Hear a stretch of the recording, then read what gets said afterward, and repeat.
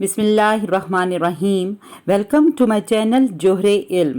آج ہم انشاءاللہ نظریہ پاکستان کا اجمالی جائزہ لیں گے۔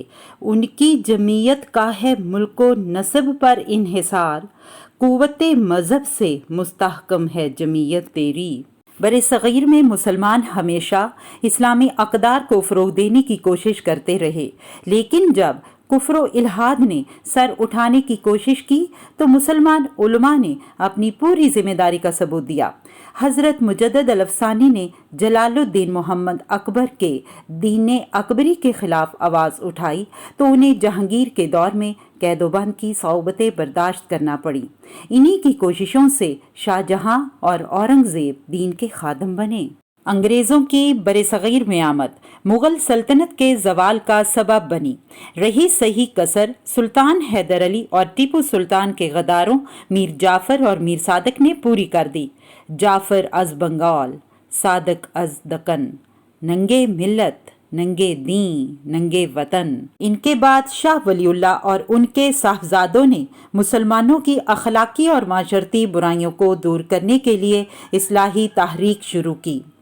1831 کو بالاکوٹ کی جنگ میں شاہ ولی اللہ کے پوتے شاہ اسماعیل اپنے مرشد سید احمد بریلوی کے ساتھ اسلامی مملکت کی آزادی کے لیے جام شہادت نوش کر گئے، تاہم انہوں نے مسلمانوں میں جوش و ولولہ پیدا کر دیا تھا۔ 1857 کی جنگ آزادی میں انگریز مکمل طور پر ہندوستان پر قابض ہو چکا تھا۔ سر سید احمد خان نے مجبوراً انگریزوں سے مفاہمت کو غنیمت جانا اور مسلمانوں کی اخلاقی اور تہذیبی اصلاح پر توجہ دی، اور وہ بڑی حد تک کامیاب رہے۔ 1885 میں ہندوؤں نے انڈین نیشنل کانگریس کی بنیاد ڈالی، جو بظاہر ہندوستان کی ساری قوموں کے تحفظ کی دعوے دار تھی۔ اس میں مسلمان بھی شریک ہوئے تھے، مگر جلد پتہ چل گیا کہ کانگریس صرف ہندوؤں کے حقوق کی جماعت ہے، تو مسلمان رہنما کانگریس سے الگ ہو گئے۔ نواب وقار الملک نے ڈھاکہ میں 1906 میں آل انڈیا مسلم لیگ کی بنیاد رکھی، جس نے ہندوستان کے مسلمانوں کے حقوق کے لیے آواز بلند کی۔ 1914 میں پہلی جنگ عظیم کا آغاز ہوا، جو جرمنی اور برطانیہ کے درمیان لڑی گئی۔ یہ جنگ تقریباً 4 سال تک جاری رہی۔ اس میں ترکی نے انگریزوں کے خلاف جرمنی کا ساتھ دیا۔ جنگ جیتنے کے بعد انگریزوں نے بدلہ لیتے ہوئے ترکی کے ٹکڑے ٹکڑے کر دیے۔ مسلمانوں نے مولانا محمد علی جوہر اور ان کے بڑے بھائی مولانا شوکت علی کی قیادت میں 1919 میں تحریک خلافت شروع کی۔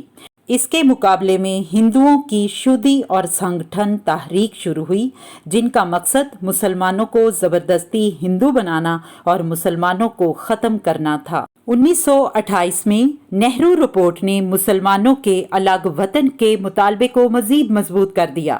اس کے مقابلے میں قائد اعظم نے 1929 میں 14 نکات پیش کیے۔ 1930 میں شاعر مشرق علامہ اقبال نے خطبہ الہ آباد میں مسلمانوں کے لیے علیحدہ وطن بنانے کی تجویز پیش کی۔ آخر کار 23 مارچ 1940 کو قائد اعظم نے علامہ اقبال کے اس تجویز کے مطالبے کو قرارداد پاکستان کے نام سے منظور کروایا۔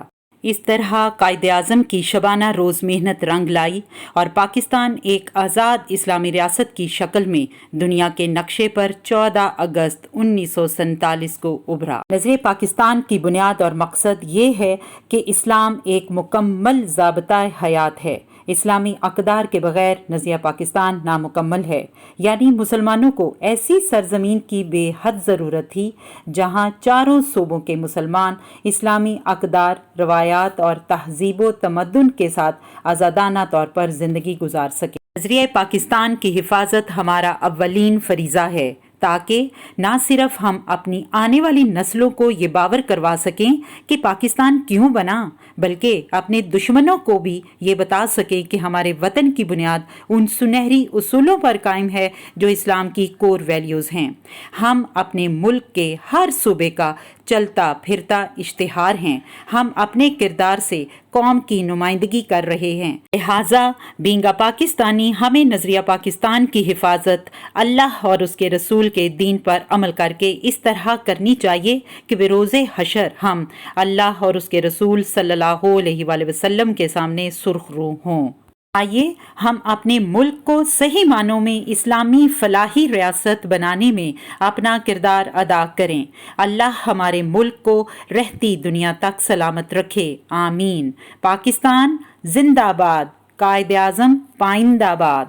اگر آپ کو میرا یہ کانٹینٹ پسند آیا ہے تو میرے چینل کو سبسکرائب کیجئے، لائک کیجئے، فرینڈز اور فیملی ممبرز میں شیئر کیجئے۔ اللہ نگہبان۔